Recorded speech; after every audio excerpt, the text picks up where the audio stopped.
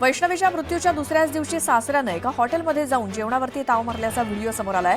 राज्यभरात या घटनेमुळे हळहळ व्यक्त होत असताना दुसरीकडे राजेंद्र हगवणे चक्क मटणावरती ताव मारत असल्याचा व्हिडिओ समोर आल्यामुळे तीव्र संताप व्यक्त होतोय। वैष्णवी हगवणेच्या हत्येप्रकरणी मोठी माहिती समोर आली आहे। हगवणे कुटुंबियांनी कसपटे कुटुंबाकडून हुंड्यामध्ये घेतलेली 48 लाखांची फॉर्च्युनर कार पोलिसांनी ताब्यात घेतली आहे। त्यासोबत हगवणेंकडून परिसरात दहशत पसरवण्याचा प्रयत्न सुरू असल्याचा आरोप देखील स्थानिकांनी केला। वैष्णवी आत्महत्या प्रकरणात पोलिसांनी योग्य कारवाई केली। पोलीस या प्रकरणामध्ये कडक कारवाई करतील आणि या प्रकरणाला फाटे फोडणं चुकीचं आहे असं मुख्यमंत्री फडणवीस म्हणाले। हगवणे प्रकरणाबाबत अजित पवार गंभीर नाहीत असं नाही अशी प्रतिक्रिया देवेंद्र फडणवीसांनी दिली। मकोका लावण्यासाठी काही नियम आहेत, नियमात बसत असेल तर मकोका लावण्यात येईल असं फडणवीस म्हणाले। पुण्याच्या घटनेशी माझा संबंध नाही, काही जण मला विनाकारण बदनाम करतायत असं उपमुख्यमंत्री अजित पवार म्हणाले। कसपटे कुटुंबियांना आज भेटणार असल्याची माहिती त्यांनी दिली। हगवणे कुटुंबावर कडक कारवाई होणार, दोषींवरती कठोर कारवाई झालीच पाहिजे। पोलिसांना कडक कारवाईच्या सूचना दिलेल्या आहेत अशी माहिती अजित पवार यांनी दिली। मी लग्नाला आलो, लग्नानंतर काय झालं तर माझा दोष का, त्यात काय आहे? माझा दोष नसताना मला का दोषी धरताय? मी तसं करायला सांगितलं होतं का असा सवाल अजित पवारांनी विचारला। कायदा सर्वश्रेष्ठ आहे, जवळचा लांबचा असा विचार मी करत नाही असं अजित पवार म्हणाले। बच्चू कडूंनी अजित पवारांचा देवेंद्र फडणवीसांवर टीका केली। शेतकरी आणि दिव्यांगांच्या निधीसाठी पैसे नसल्याचं अजित पवार म्हणतात, मात्र त्यांचा स्वतःचा पगार 55,000वरनं 3.5 लाखांवरती गेलाय। कारण अजित पवार सर्वात गरीब माणूस आहेत, तर त्यांनी 70,000 कोटींचा घोटाळा नक्की आपल्या देशात केला होता की कोणत्या दुसऱ्या देशात केला होता असा देखील टोला त्यांनी लगावला। केंद्रीय गृहमंत्री अमित शहा सोमवारी नागपूर दौऱ्यावरती येत आहेत। नागपुरातील विविध कार्यक्रमांना अमित शहा हजेरी लावणार आहेत। या पार्श्वभूमीवर विभागीय आयुक्त विजयलक्ष्मी बिद्री यांनी तयारीचा आढावा घेतला। देशात प्रतिष्ठेची समजली जाणारी मुंबई महापालिका निवडणुकीची जोरदार तयारी महायुतीकडून सुरू झाली आहे। महायुतीत शिंदेसेना 227 पैकी किमान 100 जागांवरती दावा ठोकणार असल्याचं सूत्रांनी सांगितलं, त्यामुळे भाजपच्या पोटात गुळ आलाय। वाशिम जिल्ह्यात मागील 12 दिवसांपासून पडत असलेल्या अवकाळी पावसामुळे संत्र्याच्या मृगबहराला मोठा फटका बसलाय। ताणचक्र बिघडल्यामुळे मंगरुळपीर तालुक्यात संत्रा उत्पादक शेतकरी मोठ्या चिंतेत आहेत। बारामती शहरात गेल्या 4 दिवसांपासून पावसाची संततधार सुरू आहे। संततधार पावसामुळे शेती पिकांचं फळबागांचं मोठं नुकसान झालंय मोठ्या प्रमाणात। लातूर जिल्ह्यात मुसळधार पावसानं हजेरी लावल्यामुळे नदीकाठच्या गावांमध्ये पूर परिस्थिती निर्माण होण्याची शक्यता आहे। त्यामुळे मांजरा, रेणा, तेरणा आणि तावरजा नदीकाठच्या गावांना सतर्क करण्यात आलंय, तर साई बॅरेजचे सुद्धा दरवाजे उघडण्यात आल्यामुळे नागरिकांना सतर्क करण्यात आलंय।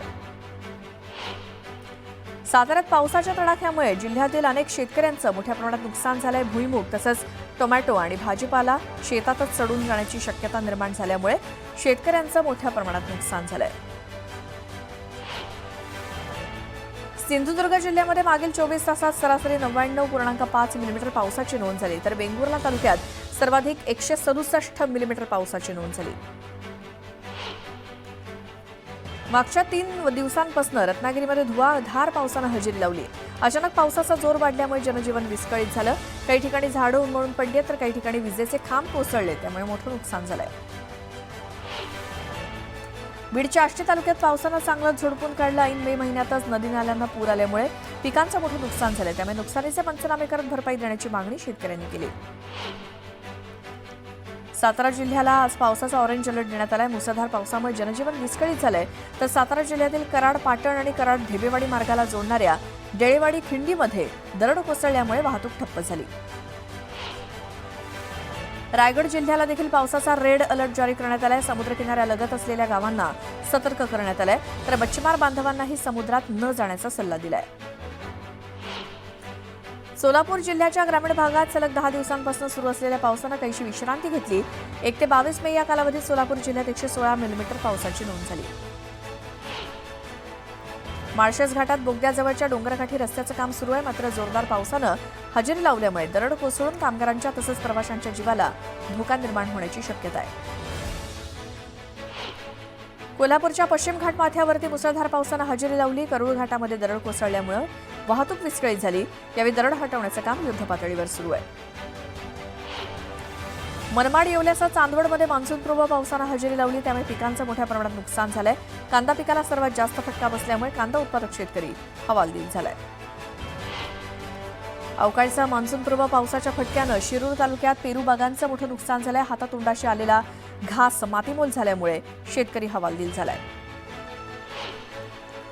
पुणे शहरासह जिल्ह्याला हवामान विभागानं पावसाचा रेड अलर्ट दिलाय. पुणे शहरात सर्वत्र सकाळपासून ढगाळ वातावरण आहे. हवामान खात्यानं रायगड जिल्ह्याला ऑरेंज अलर्ट दिलाय. बदलत्या हवामानाचा दक्षिण रायगडमधल्या मच्छीमार बांधवांना फटका बसलाय. खोल समुद्रात जाऊन मासे पकडणं मुश्किल झालंय.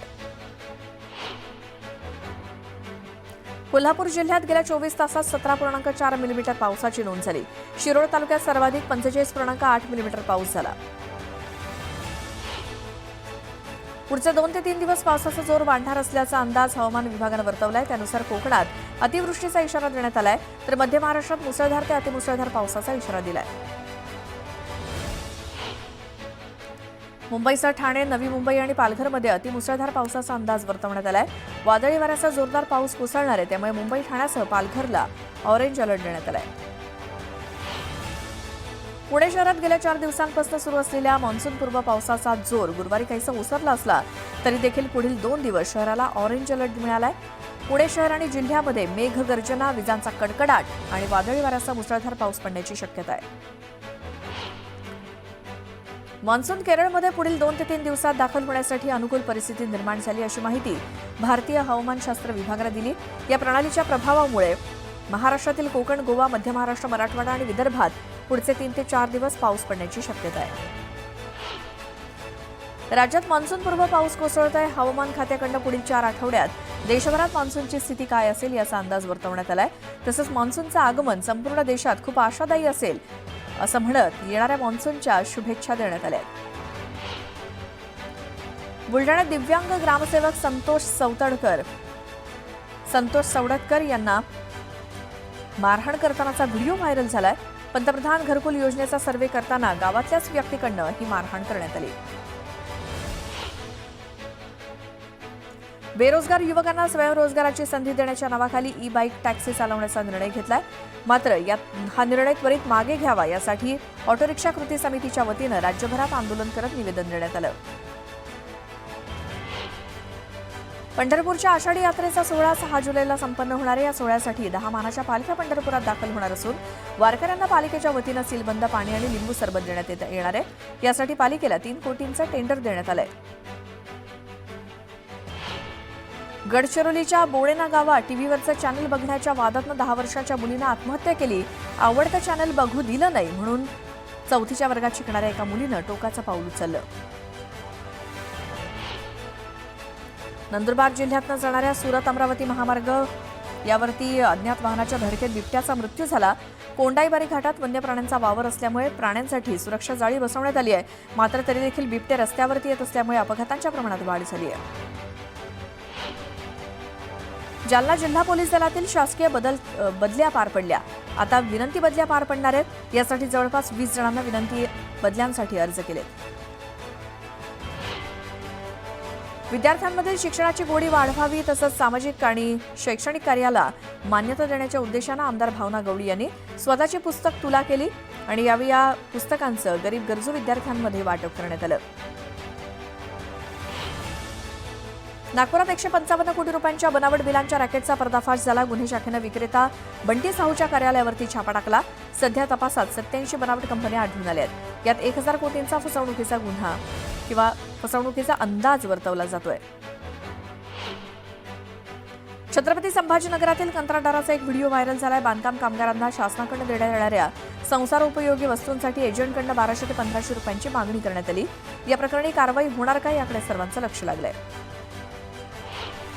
नंदुरबार जिल्ह्यातील शहादा शहरातील प्रमुख रस्त्यांची दुरवस्था झाली आहे. रस्त्यांची खड्ड्यामुळे अक्षरशः चाळण झाली आहे. त्यामुळे खड्डेमय रस्त्यातनं वाट काढताना वाहन चालकांना मोठी कसरत करावी लागते.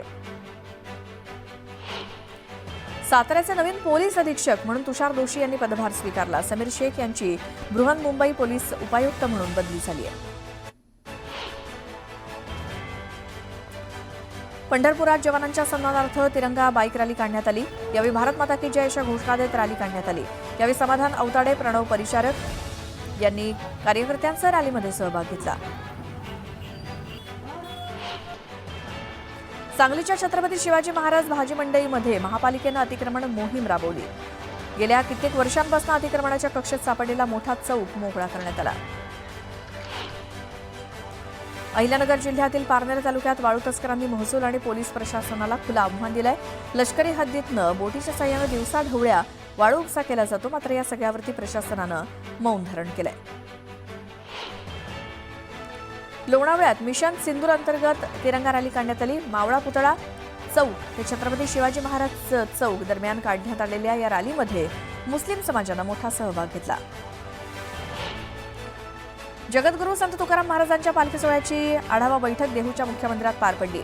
या बैठकीत पालखीची सुरक्षा, वारकऱ्यांचे आरोग्य, रस्ते, पाणी या संदर्भात चर्चा झाली. वडिवळे धरणाचे कालवे बंदिस्त करण्यासोबतच आढले ढोणे उपसा जलसिंचन योजनेला गती देण्यात आली. आमदार सुनील शेळके यांच्या पुढाकारातून जलसंपदा मंत्री राधाकृष्ण विखे पाटील यांच्यासोबत बैठक पार पडली. अमरावतीच्या मेळघाटातील अतिदुर्गम भागातील 38 गावांमध्ये जिल्हा परिषदेच्या अधिकाऱ्यांनी मुक्काम केला. एक दिवस मेळघाटासाठी या उपक्रमाअंतर्गत मुक्काम असणार आहे. खरबुजाचा भाव सीझन संपता 40 रुपयांवरती पोहोचलाय. खरबूज हे बऱ्यापैकी सर्व मोसमात महाराष्ट्रामध्ये दिसत आहे, मात्र डोळ्यांसाठी चांगलं असल्यामुळे खरबुजांची मागणी कायम आहे. मांडवा ते मुंबई या मार्गावरील प्रवासी जलवाहतूक सेवा सोमवारपासून म्हणजे 26 मे पासून बंद असणार आहे. खराब वातावरणामुळे मेरीटाईम मंडळाकडून जलवाहतूक बंद करण्याचा निर्णय घेण्यात आलाय. 30 सप्टेंबरपर्यंत सेवा बंद ठेवली जाणार आहे. चोपडा तालुक्यात मोठ्या प्रमाणात भुईमूग लागवड केली जाते, मात्र पाणी पातळी खोल गेल्यामुळे त्याचा मजूर न मिळाल्यामुळे भुईमूग लागवड कमी झाली आहे. त्यामुळे उत्पन्नात घट होणार असून खर्चही निघत नसल्यामुळे आर्थिक अडचण निर्माण होणार आहे. अमरावती शहरातील शेगाव, रहाटगाव परिसरातील नागरिकांना मागील 2 वर्षांपासून पाण्याची वेळ नियमित नसल्यामुळे नागरिक आक्रमक झालेत. यावेळी नागरिकांनी जीवन प्राधिकरणाच्या कार्यालयावरती घागर मोर्चा काढला. रायगड जिल्ह्याच्या माणगावमध्ये वीज पुरवठा करणारी ओव्हरहेड लाईन पडून 4 गुरांचा मृत्यू झाला. ऐन शेतीच्या हंगामात बैलांचा मृत्यू झाल्यामुळे शेतकऱ्यावरती मोठं संकट कोसळलंय. जळगाव जिल्ह्याच्या महसूल वसुलीत गेल्या आर्थिक वर्षाच्या तुलनेत 34.92% वाढ झाली आहे. खनिज विभागातनं महसूल वसुलीनं प्रथमच 100 कोटी रुपयांचा टप्पा ओलांडून महसूल विभागानं इतिहास नोंदवला. धाराशिवच्या लोहारामध्ये कचरा डेपो हटवण्यासाठी 4 दिवसांपासून ठाकरे शिवसेनेचे अमोल बिराजदार यांचं आमरण उपोषण सुरू होतं. दरम्यान जिल्हाधिकाऱ्यांच्या लेखी आश्वासनानंतर 4थ्या दिवशी उपोषण मागे घेण्यात आलं. उत्तर महाराष्ट्रातील भुसार मालासाठी प्रसिद्ध असलेल्या जळगावच्या 40गाव कृषी उत्पन्न बाजार समितीनं यंदा आपल्या इतिहासातील सर्वाधिक उलाढाल केली आहे. बाजार समितीनं चालू आर्थिक वर्षात एकूण 243 कोटी 91,42,353 रुपयांची विक्रमी उलाढाल केली. गेल्या वर्षीपेक्षा 76 लाखांचं अधिक उत्पन्न मिळवून एकूण 243 कोटी 91,42,353 रुपये इतकी उलाढाल करून बाजार समितीनं विक्रम केला. विधिमंडळ अंदाज समितीनं धुळ्यामध्ये 5 लाच घेतल्याप्रकरणी चौकशी करण्यासाठी विधिमंडळाच्या चौकशी समितीसोबतच एसआयटी स्थापन करण्याचा निर्णय घेण्यात आलाय. या दोन्ही समित्या स्वतंत्र असणार आहेत अशी माहिती मुख्यमंत्री फडणवीस यांनी दिली.